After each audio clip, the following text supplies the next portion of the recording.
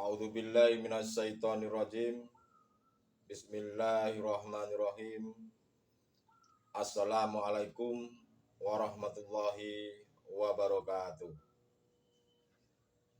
Asyhadu an la ilaha illallah wa asyhadu anna Muhammadan abduhu wa rasuluh. Allahumma sholli ala sayyidina Muhammad wa ala ali sayyidina Muhammad.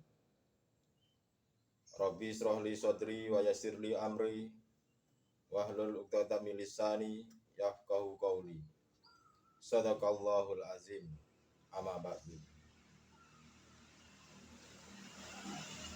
Saudara-saudara rahimakumullah, dimanapun kita berada, sebelum dimulai, marilah kita berdoa sama-sama menurut agama dan keyakinan kita masing-masing, dimanapun kita berada. Berdoa mulai.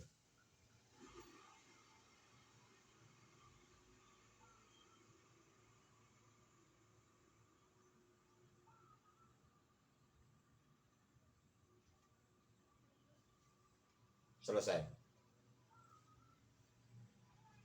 Yang saya hormati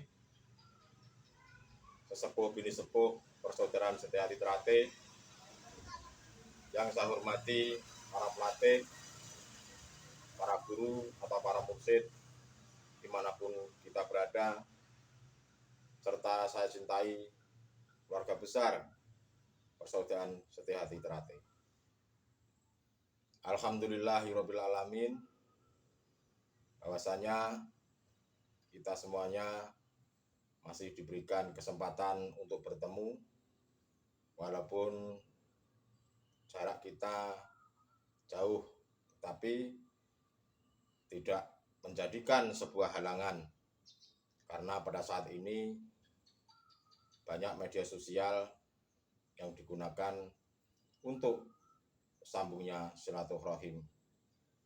Semoga kita semuanya diberikan rahmat, taufik serta hidayahnya oleh Allah Subhanahu wa taala.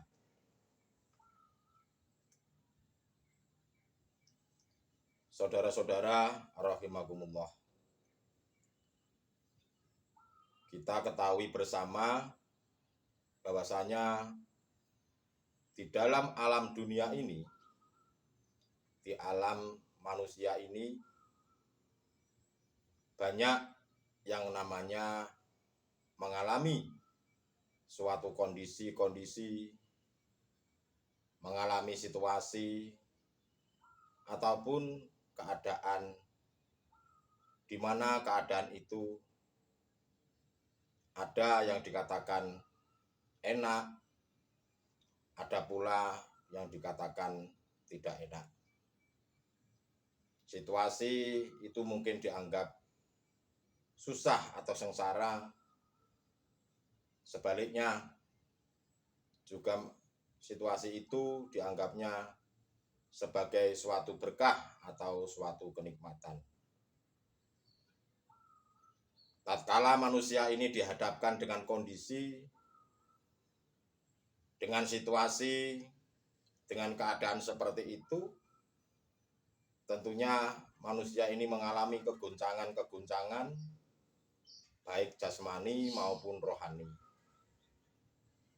Mungkin saja kalau jasmani itu untuk obatnya mungkin gampang, karena sudah digelar saat ini tempat pengobatan tradisional, entah itu pengobatan di rumah sakit atau mungkin pengobatan yang lainnya.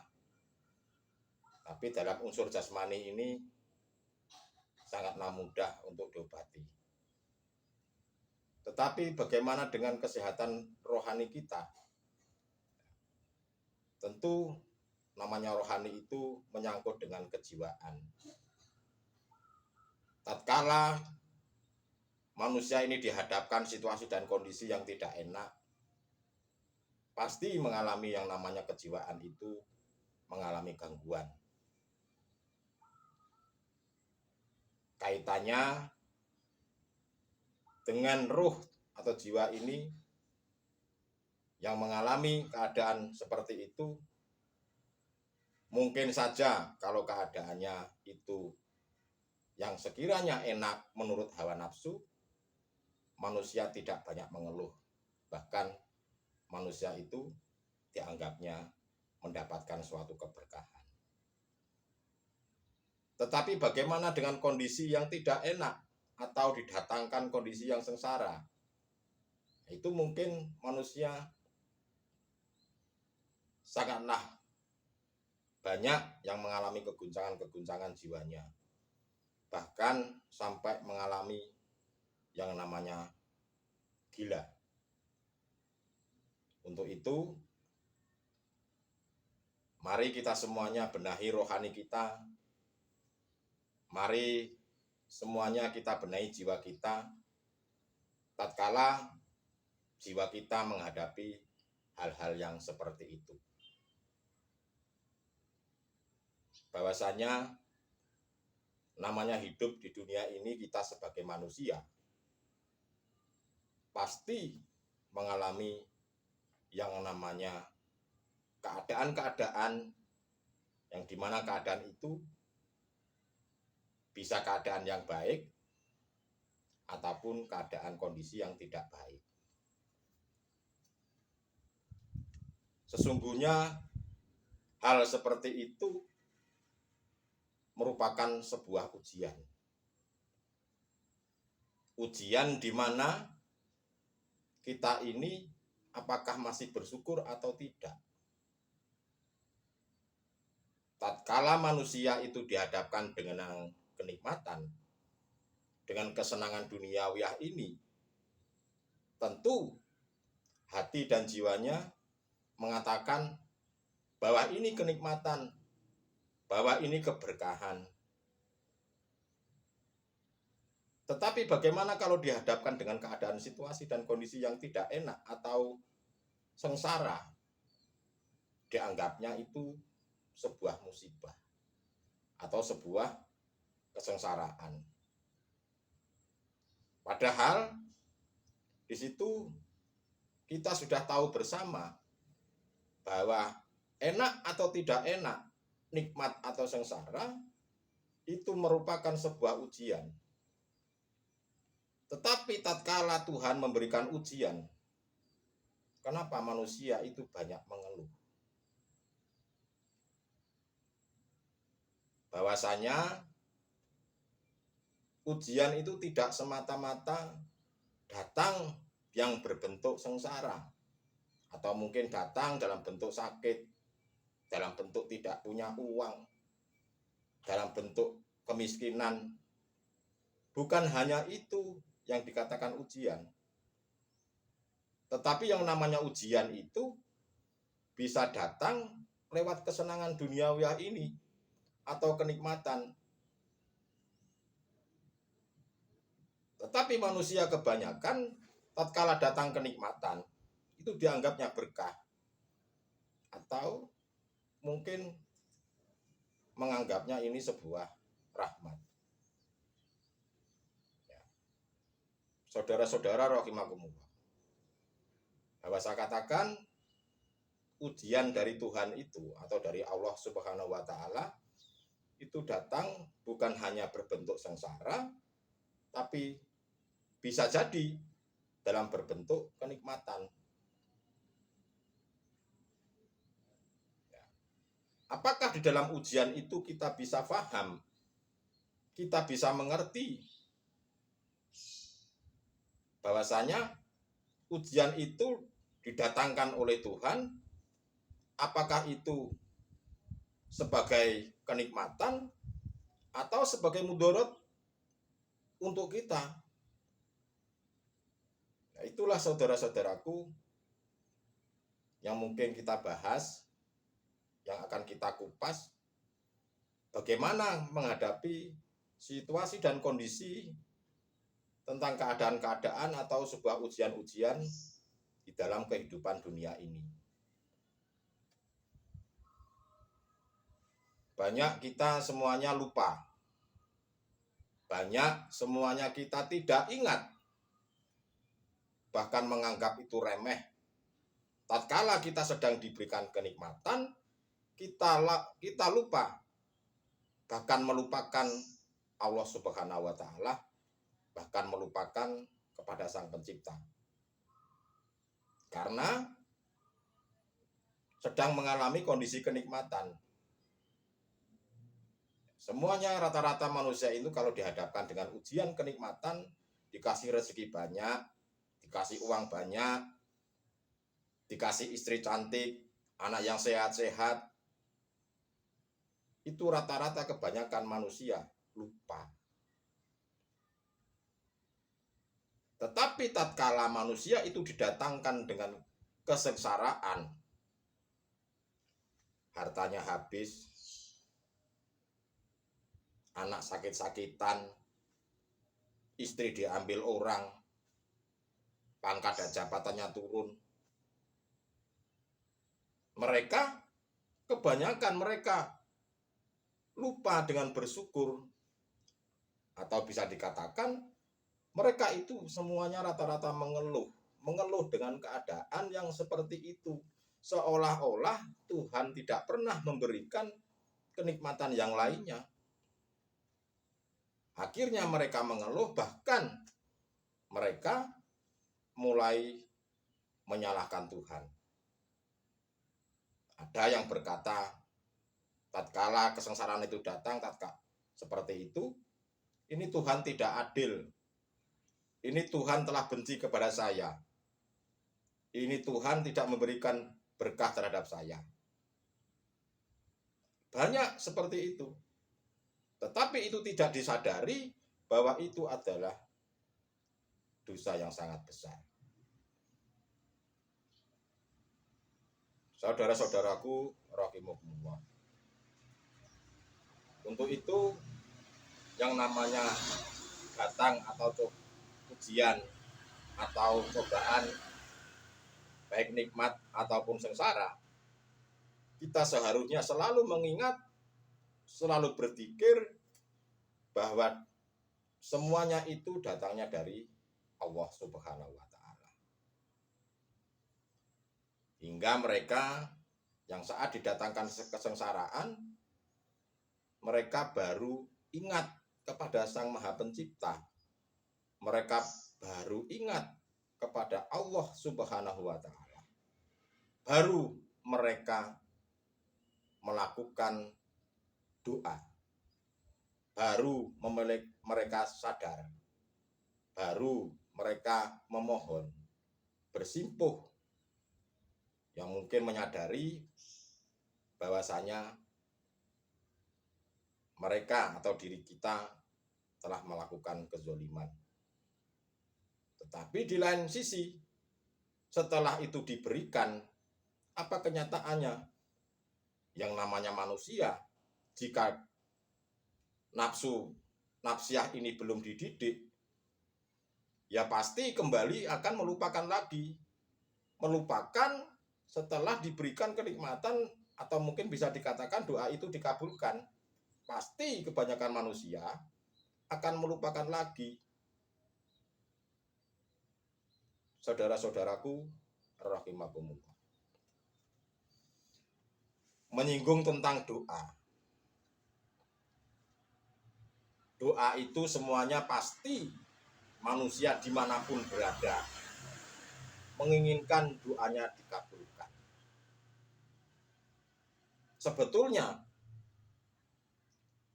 doa itu bukan karena dikabulkan atas permintaan kita, tetapi sebetulnya kita diberikan itu semata-mata hanyalah rahmat Allah Subhanahu wa taala kepada seluruh hambanya.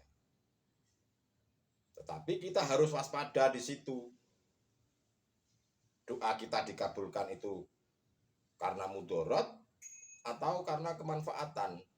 Nah, kita harus mengetahui tentang itu. Lalu bagaimana dengan doa yang benar? Bagaimana dengan doa kita supaya dikabulkan? Yang namanya berdoa, pasti semuanya makhluk di dunia ini pasti semuanya manusia ini ingin diijabah atau dikabulkan. Tetapi pertanyaannya, doa yang seperti apa yang cepat dikabulkan? Banyak manusia berdoa, asal berdoa, apa yang diminta ingin dikabulkan, seolah-olah menyuruh Tuhan, seolah-olah Tuhan itu tidak memberi setiap saat. Hingga akhirnya kita banyak yang masih mengeluh. Itulah kesalahan-kesalahan daripada kita. Yang namanya berdoa, saudara-saudaraku, doa itu kan harus tahu siapa yang diminta. Contoh seperti ini. Saya ini butuh mangga. Saya minta mangga. Untuk meminta mangga, yang sebenarnya harusnya saya harus menemuin orangnya. Bapak atau ibu atau saudara, saya minta mangganya. Nah, kita permisi dengan baik-baik. Kita permisi dengan baik-baik. Bahwasanya jika kita permisi dengan baik, kita bilang sama orangnya, pasti itu akan diberikan. Bahkan mungkin diberikan lebih. Contoh, Bapak Ibu, saya minta mangganya. Berhubung istri saya lagi hamil muda, ingin mangga yang muda. Karena kita minta kepada orangnya dan tahu orangnya, dengan keadaan seperti itu, orangnya pasti kasihan kepada kita. Bahkan bisa jadi lebih kita diberikan mangga itu. Bukan hanya satu, mungkin saja. Bisa jadi satu kresek itu dibawa pulang, dikasihkan kepada kita. Ya, itu tidak seperti ini. Kita butuh mangga, kita tidak tahu orangnya, siapa yang diminta, kita tidak pernah permisi, lalu mengambil mangganya itu. Coba bayangkan, apa yang dikatakan oleh pemilik mangga? Pasti kita dianggapnya mencuri. Karena kita mintanya tidak tahu orangnya, tidak permisi kepada orangnya. Pasti kita akan dikatakan seorang pencuri. Saudara-saudara rahimakumullah. Begitu pula dengan kita berdoa kepada Allah Subhanahu wa taala.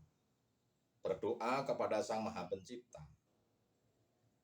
Jika doa kita ingin dikabulkan, ya temuin dulu Allah Subhanahu wa taala itu seperti apa. Kalau ibarat kata, di mana sih Tuhan itu? Ya. Supaya kita dalam berdoa pun bisa sampai. Di dalam berdoa pun kita juga akan dikabulkan. Seperti tadi yang saya contohkan. Mana mungkin kita dikabulkan kalau kita tidak tahu kepada siapa kita meminta. Terkadang manusia itu berdoa di mulutnya, ya Allah, saya berikan A, berikan B, berikan C, dan lain-lain sebagainya. Tetapi pikirannya tidak di situ. Pikirannya bukan tertuju kepada Tuhan, tetapi tertujunya kepada selain daripada Tuhan atau selain daripada Allah Subhanahu wa taala. Contoh, ya Allah, saya minta mangganya. Menghadapnya bukan ke Allah, tapi menghadapnya kepada urusan-urusan dunia. Mulutnya boleh berbicara, tetapi hatinya tidak sama dengan apa yang diucapkan. Bagaimana dikabulkan? Semisal saya minta sesuatu kepada seorang presiden dan menghadap kepada seorang presiden, tetapi hati saya tidak kepada presiden itu, tetapi hati saya kepada orang lain. Apa akibatnya? Ya, presiden itu pasti tersinggung. Ini mintanya kepada saya, kok pandangannya kepada orang lain, tidak menghadap saya. Itulah, saudara-saudaraku rahimakumullah, bahwasanya Allah itu melihat, bukan melihat dohir jasmaniah ini, siapa dirimu, tetapi melihat isi hatimu. Apakah hatimu sesuai dengan ucapanmu? Tatkala hatimu dan ucapanmu tidak sesuai, itu bisa dikatakan apa? Kita semuanya di dalam ajaran syariat sudah paham. Kalau antara ucapan dengan hati tidak sesuai, itu apa namanya? Saudara-saudara bisa mengerti tentang ini. Tetapi namanya doa, antara ucapan dengan hati harus sama. Siapa yang dihadap dan yang menghadap harus tahu dan harus mengerti siapa yang dihadapi dan siapa yang menghadap. Itulah saudara-saudaraku, bahwa berdoa yang benar, berdoa yang dikabulkan, berdoa yang diijabah adalah doanya seorang yang hatinya sudah bersih, yang hatinya sudah condong kepada Allah Subhanahu wa taala. Yang saya sebut adalah itulah kekasih-kekasih Allah. Beliau-beliau itu, kekasih-kekasih Allah itu, tanpa berdoa pun dikasih. Yang namanya saja kekasih, tidak mungkin seorang kekasihnya ditelantarkan atau seorang kekasihnya dibiarkan. Tidak mungkin tega. Siapa kekasih itu? Ya, kekasih itu adalah orang-orang yang benar-benar bersih hatinya daripada kotoran-kotoran hati. Kotoran-kotoran hati apa? Yaitu kesenangan-kesenangan duniawiyah ini. Bukan berarti kita disuruh meninggalkan urusan-urusan dunia, bukan.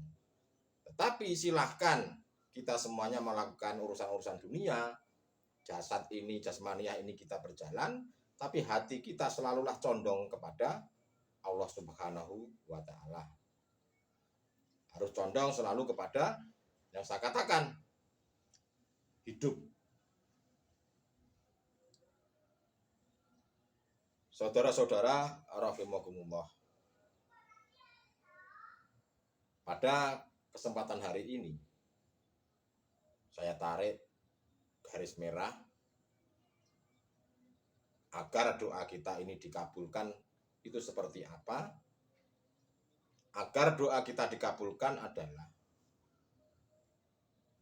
kita harus tahu siapa yang diminta, kita harus bertemu siapa yang diminta, dan kita harus membersihkan hati kita dari kotoran-kotoran hati. Caranya bagaimana? Dengan cara berzikir selalu. Berzikir 24 jam. Caranya bagaimana membersihkan hati? Kemarin sudah saya singgung di video saya sebelumnya. Saya sudah ajarkan, yaitu di zikir rasa.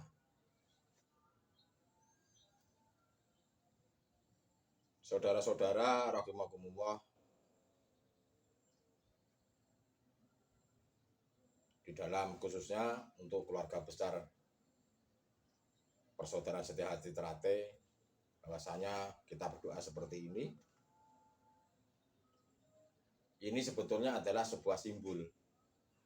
Doa itu harus keluar daripada hati, di dalam hati ini, menghadapnya ke atas. Ke atas ini kepada siapa? Kepada Sang Maha Kholik. Tetapi kebanyakan saudara-saudara kita masih banyak yang belum paham dan belum mengerti tentang hakikat daripada doa ini. Buktinya apa? Berdoa tidak mengerti siapa yang diminta. Banyak yang bilang yang penting saya percaya Tuhan itu ada. Percaya bahwa Allah itu ada.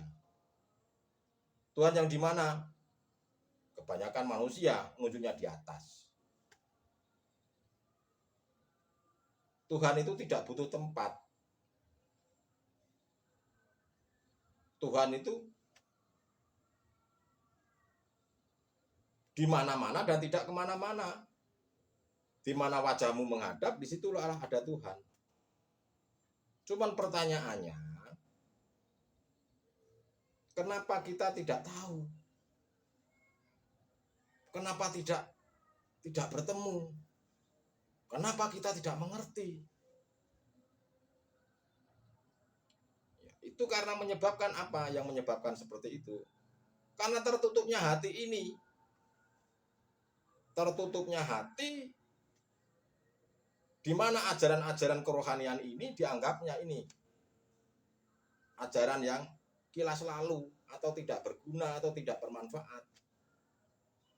Padahal kerohanian ini adalah menentukan kita nanti setelah hari kematian jasad ini.